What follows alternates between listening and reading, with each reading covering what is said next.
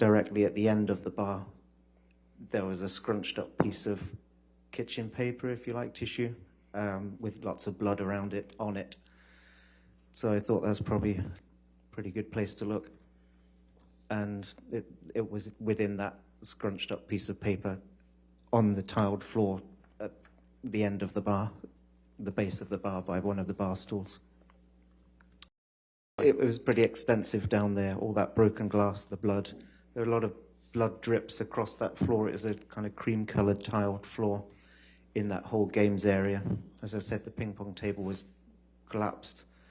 Blood drips across the floor and around the bar. And the damage on the walls, as I said, the plaster work at the end of the bar, behind the bar, and the chunk out of the marble top. So on the ground, that was the predominant damage in that area, on that level. On the next floor, on the main floor where David Kipper was, in the kitchen itself, again, a few broken glasses and cans on the floor, soda cans behind the kitchen island, the chef's kitchen island, liquid sort of puddles.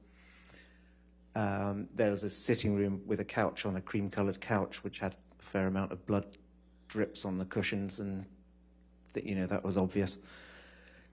The TV, which was directly in front of that wall-mounted TV, was cracked with, it seemed like remnants of a coffee cup embedded in some of it, and the rest was below, looked like coffee splattered behind and underneath the TV, and on the floor as well. Going upstairs to the next level, there was a few blood smears on the wall and on the drips of the stairs going up. Again, a cream-coloured carpet, which is not ideal.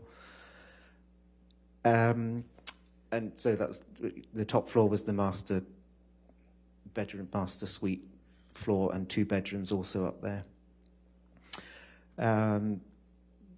Outside the master bedroom, there was damage to the plaster work on a pillar outside on the wall. Blood drips into the master bedroom, across the master bedroom floor.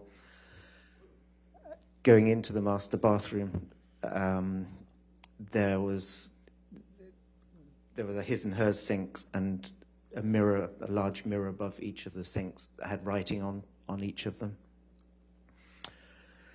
Again, that one of the bedrooms, or both of the bedrooms, I think, had blood on the duvet covers, and another lamp was broken. Mr. Depp's guitar was in one of those bedrooms, a blood-stained guitar. His iPad was standing up on one of the beds in one of those bedrooms. In way of conversation, wasn't a great deal, to be honest. I did sort of say, finally, so what happened? Obviously referring to the house. And, I mean, she didn't give much explanation, if any. She did say, Ben, have you ever been so angry with someone you just lost it with them? And I sort of said, no. Actually, I'm pretty calm, even-tempered guy. But she did repeat it. She looked pretty incredulous that I hadn't, and she repeated it. You mean you've never lost it with somebody, got so angry with someone you just lost it with them?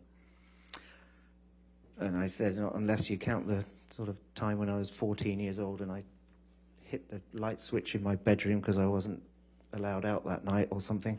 With a person, no, never. And that was pretty much the end of the conversation. She dropped it then. How would you describe her tone when she asked those questions of you? To me, incredulous, would be fair to say. Surprised that I hadn't lost it with somebody.